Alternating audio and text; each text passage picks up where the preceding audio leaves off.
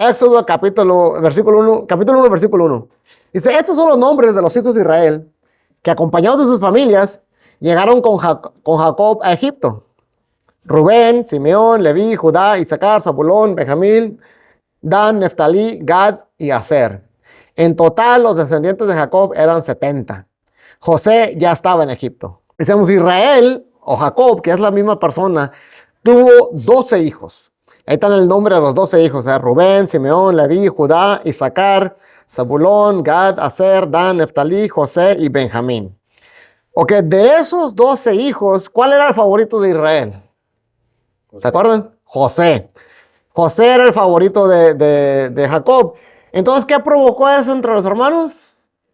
Como cierto celo, cierta envidia. Y luego, no solamente le tenían como cierto celo, envidia. José, le dicen también a José el soñador. ¿Se acuerdan por qué? Porque él empezó a tener sueños de que los sueños significaban que los demás se iban a inclinar a él. Y todos dijeron, uy, esto va a ser muy acá, te crees muy. Entonces, ¿qué hicieron los hermanos con él? Lo vendieron, lo quisieron matar primero, pero al final dijeron, no, vamos a venderlo. Dice que lo vendieron, entonces ahí fue cuando se le llevaron a Egipto como esclavo. Estando en Egipto, llegó primero como siervo del jefe, del capitán del ejército. Después de ahí lo acusaron de que quería violar a la esposa del capitán, entonces lo metieron a la cárcel. Y ahí estuvo hasta que por fin, dice que el faraón tuvo un sueño. Y como José interpretaba sueños, pues lo mandaron llamar. ¿Se acuerdan cuál fue el sueño del faraón? Los 7 años. 7 años buenos y 7 años malos, en resumen. Entonces él fue el único que lo supo descifrar. Entonces dijeron, no, dijo el faraón, no, pues este tiene el Espíritu de Dios, este es trucha, vamos a ponerlo al frente para que nos ayude cuando llegue esta hambruna, que él sea el que nos dirija. Entonces dice que le puso el anillo de autoridad y llegó a ser el número 2 de Egipto. El único que era mayor que él era el faraón ahí en Egipto. Pero él fue él era todos los demás, los capitanes del ejército, todos, él es el que los mandaba. Ok, luego, como había hambre en toda la tierra, ¿qué pasó con los hermanos y su papá? Pues tuvieron que ir a Egipto a buscarlo, era el único lugar donde había comida. Entonces, cuando llegaron, no lo reconocieron al principio porque ya habían pasado, muchos no saben esto, pero dice que en esa historia pasaron más o menos como 20 años. Que dicen que José, según uno, dice que tenía como 12 o 13 años, 14 años cuando lo vendieron. Y ya cuando pasó aquí, ya tenía como unos 30 y tantos años, 34 años. O sea, pasaron varios tiempos. A veces uno ora al Señor y uno pide al Señor que por algo, una petición que tenemos, y no pasa lo y se espera uno. Pero cuando vemos historias así que pasaron años para que pasaran cosas, para ver el resultado de por qué el Señor está permitiendo algo. Entonces es un buen ejemplo de necesitamos mantenernos firmes, aunque parezca que Dios no está obrando, que Dios nos abandonó. José se mantuvo fiel tantos años. Pues bueno, el chiste es que al principio no lo reconocieron y ya después, si quieren leer la historia, pues ahí está en Génesis, pero al final él se revela a sus hermanos y ya les dice, soy yo el que ustedes intentaron, el que ustedes vendieron. Dios lo tenía todo planeado, era todo un plan para salvarles la vida a ustedes y a los egipcios. Traigan a mi papá. Después dice que trajeron a su papá a Israel con toda su familia. Dice que eran como unos 70 personas, las esposas, los hijos, los nietos, todos llegaron a Egipto. Y así fue como, ahí empieza la historia. Así fue como llegaron a Egipto, Israel y toda su familia. ¿Okay? Entonces ese es el en resumen, nomás así rapidito nomás. Luego dice, murieron José y sus hermanos y toda aquella generación. O sea, en otras palabras, pasaron los años, ¿verdad? Sin embargo, los israelitas tuvieron muchos hijos a tal grado que se multiplicaron, que fueron haciéndose más y más poderosos. El país se fue llenando de ellos. O sea que Dios los bendijo. Eso es bendición. Cuando la Biblia habla de que se tuvieron hijos y se multiplicaron, eso es una señal de que había bendición. Si recuerdan en Génesis 1, cuando Dios hizo los animales y al hombre, a los animales los bendijo con esas palabras: sean fructíferos y multiplíquense. Después a Adán y a Eva también les dijo lo mismo. Dios les dijo con esas palabras, Dios los bendijo con esas palabras: sean fructíferos y multiplíquense. O sea que el ser fructífero y multiplicarse es señal de bendición, es bendición de Dios. Entonces aquí vemos que los está bendiciendo el Señor. Dice que el país se fue llenando de ellos.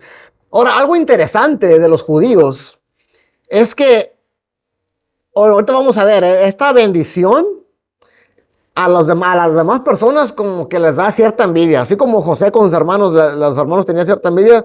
Ahorita vamos a ver que también los egipcios como que no vieron con buenos ojos esta bendición.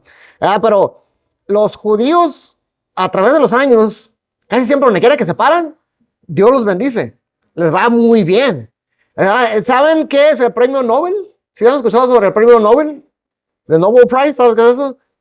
Ok, el premio Nobel es un premio que se dan a los científicos cuando dan alguna, se inventan alguna vacuna o algo, algún descubrimiento, le dan el premio Nobel. Estaba viendo aquí que los judíos, dice aquí en esta página, dice, no hay mayor galardón para los logros científicos que el premio Nobel, es el mayor galardón. Dice, una de las estadísticas más notables del premio Nobel es que el 22% de los ganadores han sido judíos, a pesar de que solo son menos del 0.2% de la población mundial. O sea que son bien poquitos los judíos, pero el 22% de todos los premios que se han dado han sido para los judíos. ¿Por qué? Porque Dios, de alguna manera, Dios los bendice.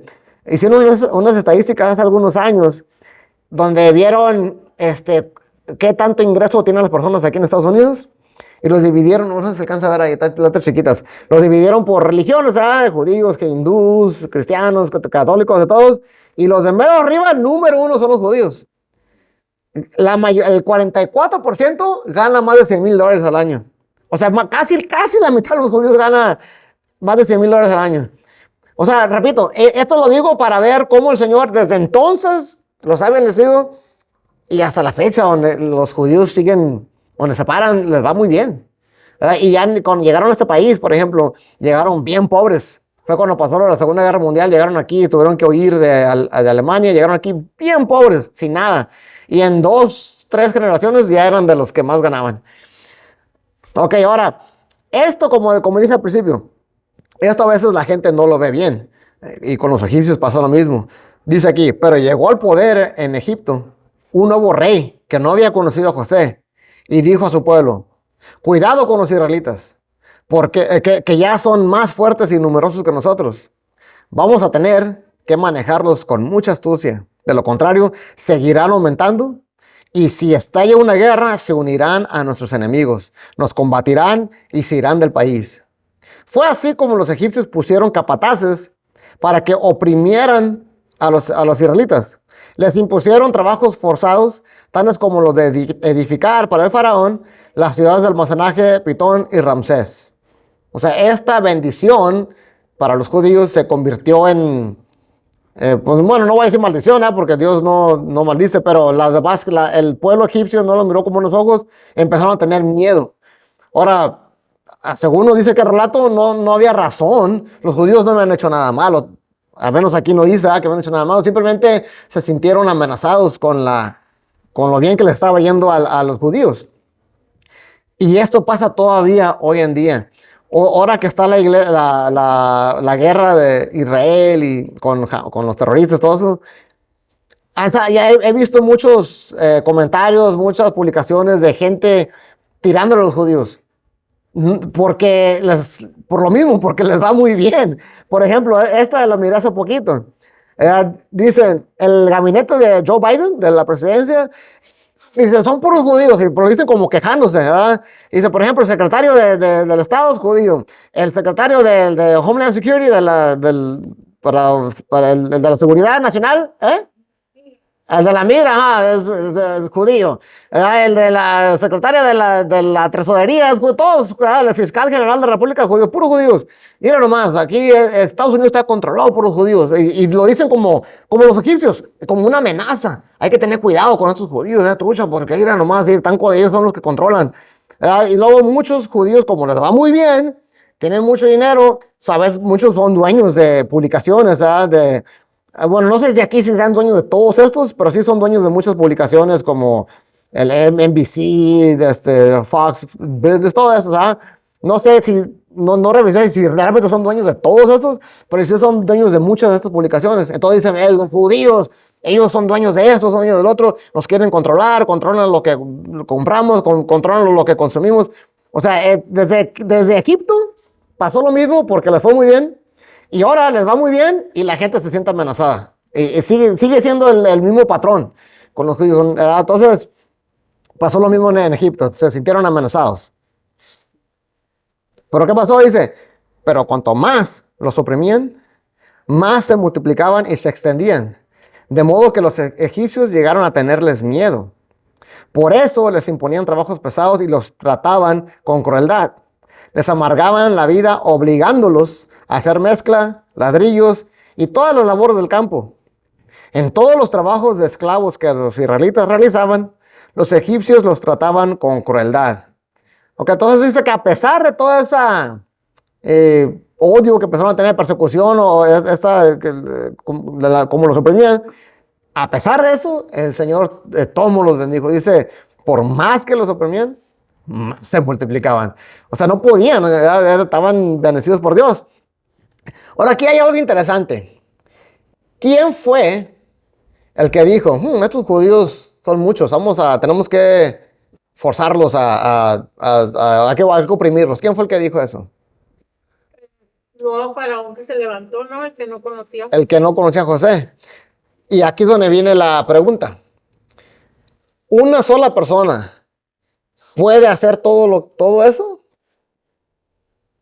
Pues es como dice el presidente. Pues sí, pero porque aquí ya empieza a decir, los egipcios los llegaron a tener el miedo. O sea que él empezó, tal vez los demás no dijeron nada. Una mesa de representantes y empieza de la cabeza, no para que me da esto de aquí. Ajá, pero si yo empiezo por decir, no, era la hermana, no, tú con la hermana, porque entonces ya todos van a decir, ¿por qué aquí tiene la hermana? Y todos van a empezar a enfocarse en la hermana. Algo así miro yo, fue él el que empezó a tirar cizaña y luego ya después de que los egipcios empezaron a tener miedo, todos le empezaron a tener miedo. Ahora, ¿lo hacían porque realmente le tenían miedo a Israel? ¿O lo hacían porque le tenían miedo al faraón? De que, bueno, el faraón está diciendo que lo hagamos, pues bueno, vamos a hacer ni modo, sorry, israelita, pero el faraón me dice que te tengo que oprimir. O sea, no se sabe, aquí dice que les amargaban la vida obligándolos. Y la razón que digo esto es porque vemos cómo para que exista el mal, la gente tiene que cooperar con ese mal. O sea, una sola persona no lo puede hacer. Por ejemplo, Hitler, todo lo que hizo con los judíos también, él solo no podía haber hecho todo eso. Tenía que haber habido la cooperación de los demás alemanes, ¿verdad? En hacer ese mal. Hay un pastor, porque cuando pasó lo del holocausto con los judíos, no solamente a los judíos los metieron a los campos de concentración, a todas las personas que no estuvieron en contra, porque sí hubo alemanes que dijeron, no, eso está mal. ¿Qué hacían? Los agarraban y también los aventaban. Muchas personas quisieron ocultar a judíos en sus casas, los escondían para que no los mataran. Y si los cachaban, también ellos iban con toda familia a los campos de concentración. Entonces hubo un pastor alemán que estuvo en un campo de concentración y habla sobre esto, sobre cómo la gente tuvo que cooperar para que, o sea, con la gente buena, que había mucha gente buena, dice, la mayoría de los alemanes eran gente buena, pero ¿por qué no hicieron nada? O sea, uno que otro sí se levantó, pero la mayoría le siguió el rollo, le tenían miedo a Hitler. Entonces él hizo un poema y dijo esto.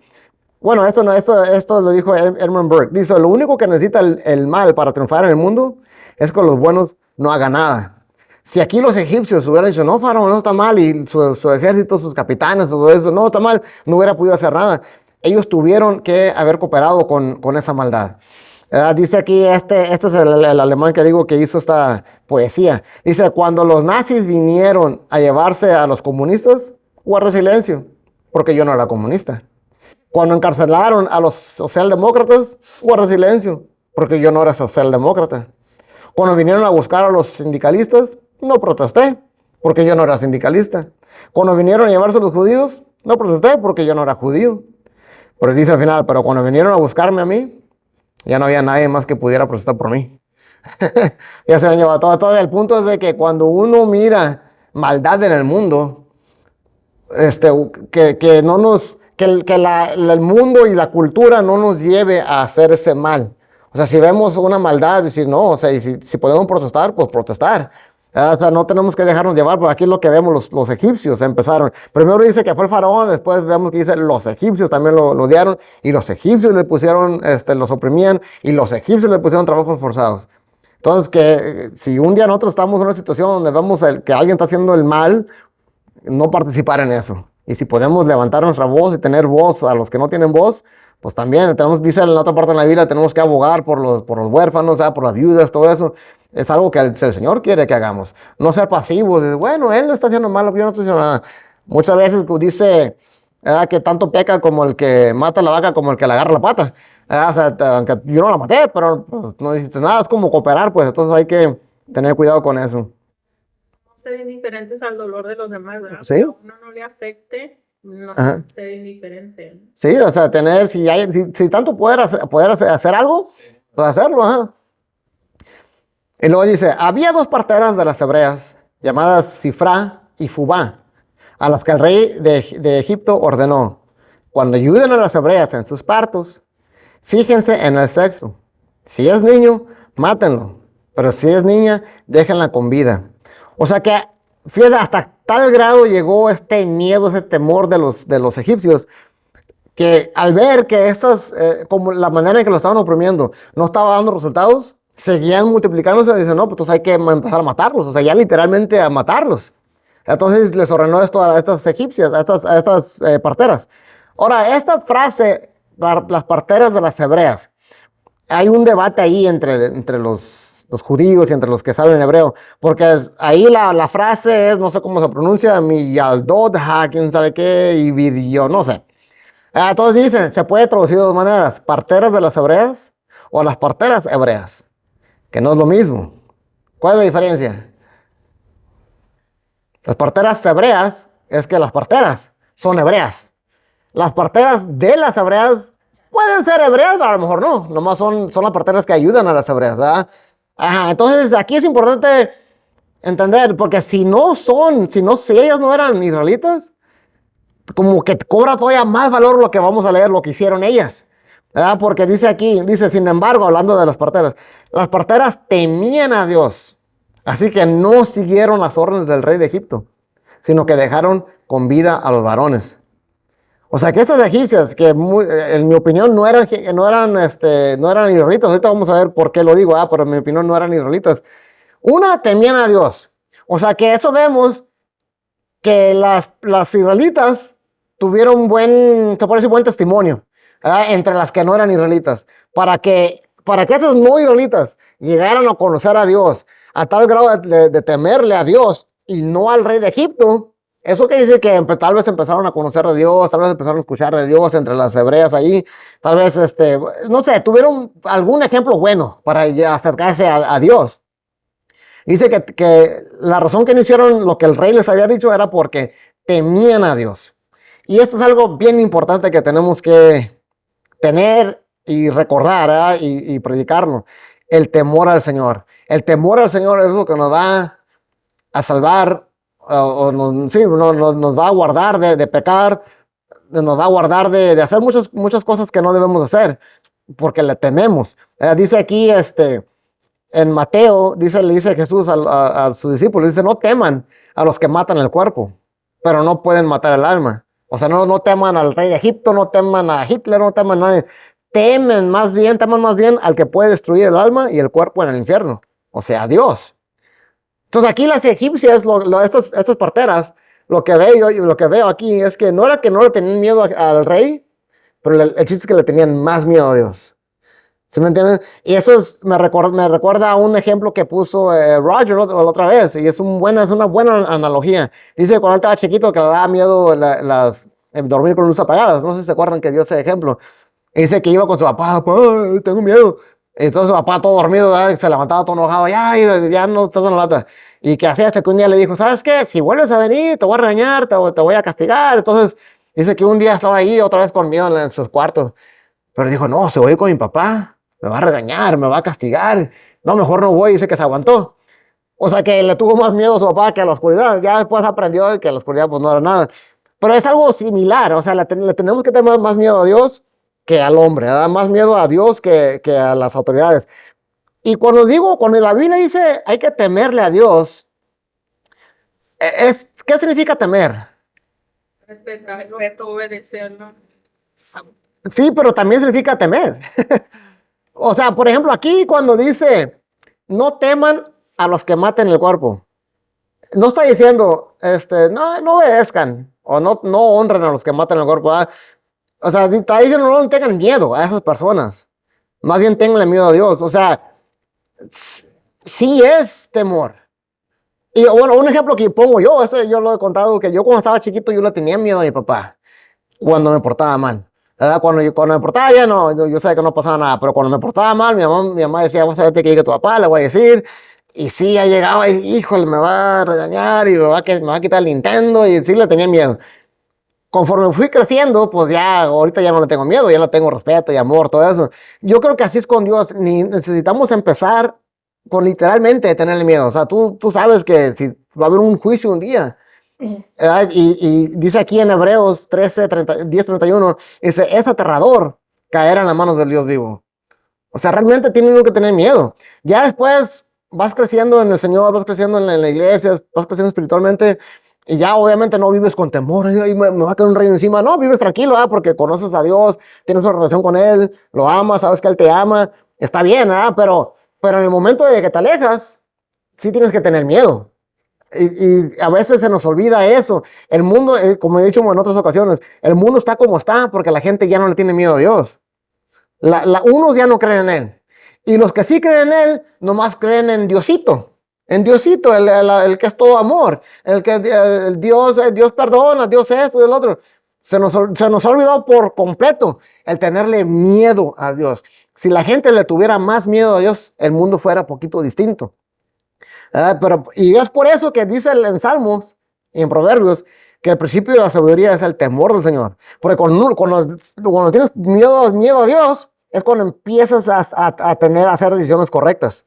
Porque tienes temor a las consecuencias, a lo que sabes de que Dios no le gusta. Dice en Proverbios 1:7, el temor del Señor es el principio del conocimiento. O sea, esa es como la base principal, el temor, y de ahí va a surgir lo demás. Entonces, aquí estas parteras dice que le tuvieron más miedo a Dios que al rey, y fue lo que las hizo no obedecer al rey.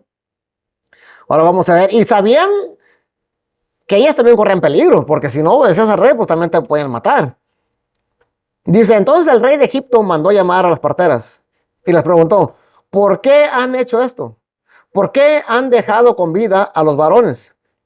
Las parteras respondieron, resulta que las hebreas no son como las egipcias, sino que están llenas de vida y dan a luz antes de que lleguemos. Porque aquí es donde digo yo que en mi opinión no eran hebreas. ¿Verdad? Porque no es lógico que el faraón le dijera a hebreas mismas, hey, maten a sus propios hijos, a sus sobrinos, a sus familiares. Como que no tiene mucha... Aquí está sorprendido de que, hey, ustedes ni siquiera son hebreas y no lo hicieron, ¿por qué? Y luego, como hablan ellas, hablan como en tercera, no dicen, es que nosotros las hebreas, estamos llenas de vida, somos bien, estamos a luz. No, dicen, es que las hebreas están llenas de vida. No, hombre, esas dan a luz antes de que lleguemos. Hablan como en tercera persona, y por eso digo yo que no son, no eran hebreas. Pero el chiste es que no le hizo caso no le hicieron caso al rey de Egipto. Ahora otra pregunta. ¿Qué hicieron aquí las parteras? Mintieron. ¿Por qué no le dijeron, sabe qué, señor rey de Egipto, señor faraón, no le hicimos caso porque yo temo más a Dios que usted? Y lo que está haciendo está mal y por eso no lo hicimos. No hicieron eso. Ajá. ¿Eso está bien o eso está mal? Está mal. No, está bien. Está bien, porque salvaron muchas vidas. Y salvan muchas vidas. Ajá. Ahorita vemos, bueno, la misma Biblia nos dice que estuvo bien. Ujú. Ahorita vemos que Dios las recompensa.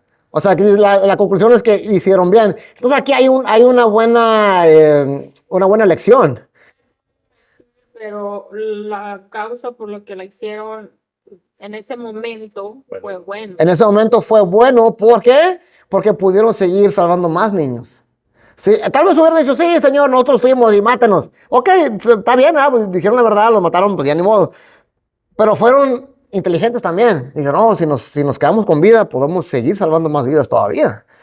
O sea que la mentira en sí, hay que ver la situación. Por ejemplo, el otro ejemplo que también ponemos es el de la prostituta Rahab, que también le echó mentiras a la autoridad. Aquí ella le echaron mentiras a la autoridad. También Rahab mintió a la autoridad cuando fueron a buscar a los espías. ¿Y dónde están los espías? No, aquí no están, aquí no están. O sea, ni modo de decir, no, es que soy cristiana, necesito decir la verdad. Ahí están escondidos. Pues no, pues, no, o sea, depende de la situación en la que estás. Es pues ahí sí. Eso porque pues luego vamos. Ajá. Pero que me beneficia a mí nomás. Eso es el punto. Cuando tú mientes para beneficiarte, cuando tú mientes para perjudicar a alguien, eso es lo que Dios no quiere. Pero, por ejemplo, cuando ahorita que hablaba del holocausto de los judíos, muchos alemanes escondían a los judíos. Ellos tuvieron que hacer algo similar. Dice que llegaron los nazis, hey, judíos, no, pues no hay. Y se iban porque los escondían. En ese momento yo pienso que sería más pecado, ahí sí sería pecado decir la verdad. Sí, mira, ahí están, ahí los tengo escondidos. ¿Por qué? Porque vas a causar la muerte de alguien más. Yo pienso que es pecado decir la verdad en ese momento.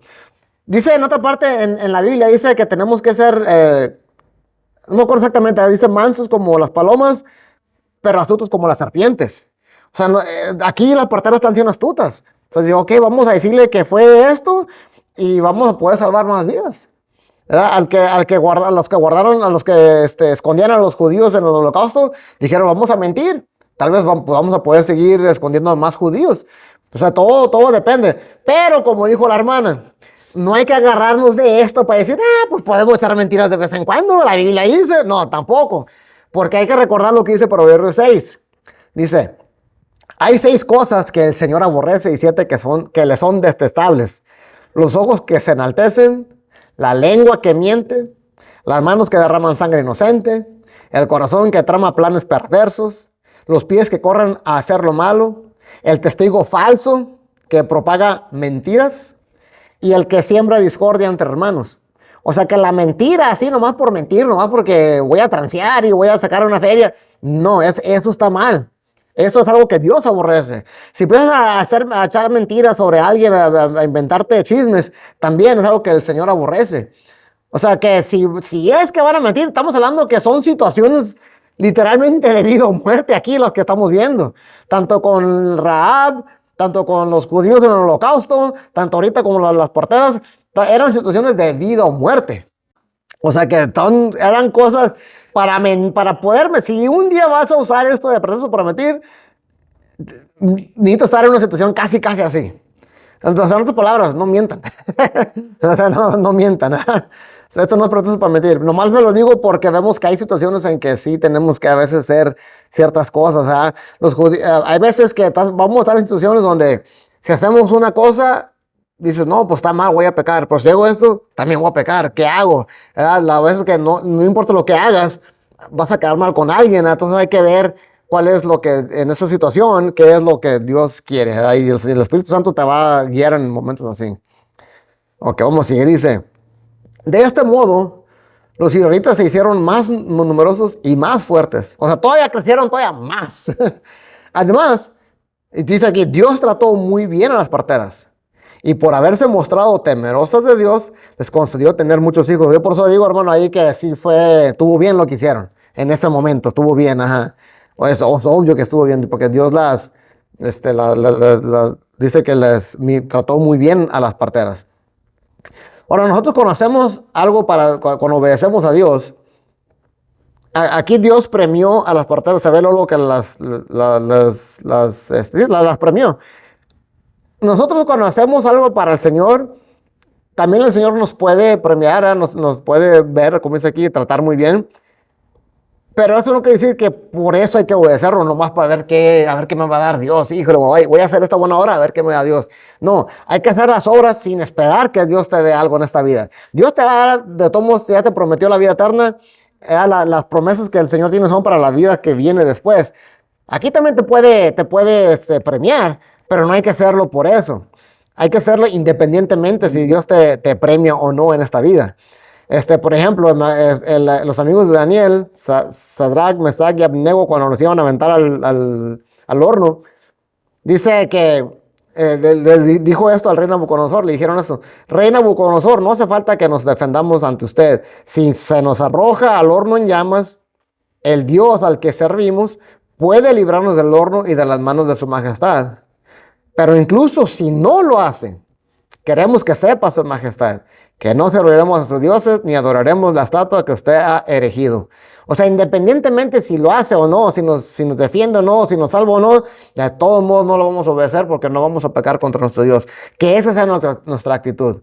Ya si Dios decide bendecirnos porque hicimos alguna buena obra o algo, pues está bien, gloria a Dios. Pero que eso no sea lo que nos anime a hacerlo, que simplemente sea el temor y el amor que le tenemos a Dios. Ok, entonces dice ok, no sé, lo vimos, dice que concedió, los trató muy bien a las parteras. Ahora dice, el faraón por su parte dio esta orden a todo su pueblo: tiren al río a todos los niños hebreos que nazcan, a las niñas déjenlas con vida. O sea, ya entre más los oprimían, más seguían creciendo. Y ya la orden se la dio ahora sí que a todos. A todos, o sea, vayan y tiren a todos los que se... Ok, entonces dice ok, no sé, lo vimos, dice que concedió, los trató muy bien a las parteras. Ahora dice, el faraón por su parte dio esta orden a todo su pueblo: tiren al río a todos los niños hebreos que nazcan, a las niñas déjenlas con vida. O sea, ya entre más los oprimían, más seguían creciendo. Y ya la orden se la dio ahora sí que a todos. A todos, o sea, vayan y tiren a todos los que sean, pero a todos los niños nada más, los niños hebreos, a las niñas no. Ahora, ¿por qué no más a los niños? Hay un comentario aquí, a veces he dicho que me gusta leer comentarios de judíos ortodoxos, ¿verdad? Porque a veces dicen cosas que muy buenas, ¿sabes? Que dicen, ahora yo no lo había visto de esa manera, no lo había leído así. Hay un comentario bíblico de Éxodo de un judío. Y dice que los judíos tienen una tradición bien interesante, ¿verdad? Dice, según una de sus tradiciones, dice que el faraón fue advertido por hechiceros y astrólogos de que un salvador varón de los israelitas estaba a punto de nacer. Esto explica por qué Faraón solo buscó matar a los bebés varones recién nacidos. O sea, y no a las niñas, y por qué el hermano de Moisés, Aarón, aunque solo tenía 3 años en ese momento, no estaba en riesgo. O sea, que eran niños chiquitos, Y al leer eso se me vino a la mente algo bien parecido que pasó, ¿se acuerdan? Lo de Herodes, algo bien similar. Herodes sabía que iba a venir un salvador. Entonces dijo, no, pues maten a todos los niños menores de 2 años. No a las niñas, no a los niños más grandecitos, sino a los niños menores de 2 años. Aquí vemos cómo como dice en la Biblia, en Colosenses, que muchas de las cosas que pasaron acá es sombra de lo que iba a pasar después. Aquí vemos, claro, es una sombra clara de lo que pasó con Jesús. También Faraón dice que fue advertido por sus astrólogos de que un salvador israelita iban a nacer, entonces maten a todos los niños chiquitos. Y por eso Aarón, él no estaba en riesgo porque nomás eran los niños chiquitos, menores de 3 años o 2 años, no sé cuánto, Aarón no estaba en riesgo. Entonces vemos cómo esto apunta a lo que iba a pasar después. Y se me hace interesante porque es un judío que no cree en Cristo. Es un comentario nomás. Y dije, qué interesante, o sea, que se repitió la historia otra vez después. Dice aquí cuando pasó lo de Herodes, dice, cuando Herodes se dio cuenta de que los sabios se habían burlado de él, se enfureció y mandó matar a todos los niños, no niñas, niños menores de 2 años en Belén y en sus alrededores, de acuerdo con el tiempo que había abrigado a los sabios. O sea, se repitió. Y vamos a ver, hay muchas historias así en el Antiguo Testamento que apunta hacia Jesús. Por ejemplo, los judíos mismos dicen que el Salvador, dice, cuando venga el Mesías, dice, él va a ser como Moisés. Dicen, ¿cómo? Y así Moisés apareció, porque se acuerdan que se apareció para salvar para cuando estaba defendiendo a un egipcio, ¿se acuerdan? A un hebreo lo estaba defendiendo de un egipcio y lo mató. ¿verdad? Y después un hebreo le dijo, ¿y tú quién eres? ¿A ti quién te puso por jefe de nosotros? Entonces dice que Moisés tuvo que salir huyendo de Egipto, eso lo vamos a ver más adelante. Tuvo que salir huyendo, dice que vivió 40 años entre los gentiles, después regresó por su pueblo otra vez. Y dicen los judíos que el Mesías va a ser así, que va a aparecer, después va a desaparecer un tiempo y luego que va a volver a aparecer otra vez. Digo yo, wow, pues, ¿cómo no puede? Ajá. No lo conectan de que, oh, pues sí es cierto, o sea, ya pasó. También como con José, igual, vemos la misma historia. José, ¿qué pasó con los hermanos? No lo aceptaron, lo vendieron. José tuvo que ir a vivir entre gentiles. Después se rebeló otra vez a sus hermanos, entonces ya lo salvó la segunda vez. Igual, Jesús, los hermanos no lo aceptaron, a los suyos vino, a los suyos no lo recibieron. Entonces, ¿qué pasó? Ahorita como quien dice está viviendo entre gentiles, porque el pueblo de Israel no lo acepta, pero un día se va a volver a rebelar con ellos y entonces sí los va a salvar. O sea, hay muchas historias así. El rey David también, el rey David tuvo que salir huyendo de Israel porque Saúl lo quería matar. Dice que estuvo viviendo entre filisteos un tiempo, después tuvo que regresar y ya asumió el trono. O sea, muchas historias así parecidas. Pero bueno, se lo pongo ahí nomás como anécdota, que algo parecido pasó con Jesús. Ok, ahí se acaba ya el primer capítulo, es un capítulo cortito. Esa es la introducción. Entonces ahí vemos cómo empiezan los problemas con Egipto, digo, con Israel. Ahora bueno, antes de terminar, otro comentario que quería decir. El pueblo de Israel, ¿cuál fue la tierra que Dios le prometió al pueblo de Israel? Canaán. Entonces ellos estaban ahí en Canaán. Se fueron a Egipto porque estaba el hambre. Y me pregunto yo, ¿por qué nunca se regresaron? Estaban bien a gusto, tal vez. Se quedaron a gusto. Aquí está bien. Ya habían pasado muchos años, muchas generaciones ya habían pasado. Nunca se regresaron. Entonces, a lo mejor por eso, muchas veces el Señor mueve el avispero así con, están muy a gusto aquí, órale, sálganse. Por ejemplo, en Hechos, en 1:8, dice que el Señor les dijo que iban a salir de Jerusalén, de Samaria, y que iban a compartir el evangelio por hasta los confines de la tierra. Eso fue en el capítulo 1. Pero vemos que por todo, del 1 al 8, estaban en Jerusalén ahí, estaban en Jerusalén. Hasta en el 8 vemos que hubo una persecución y tuvieron que salir de Jerusalén.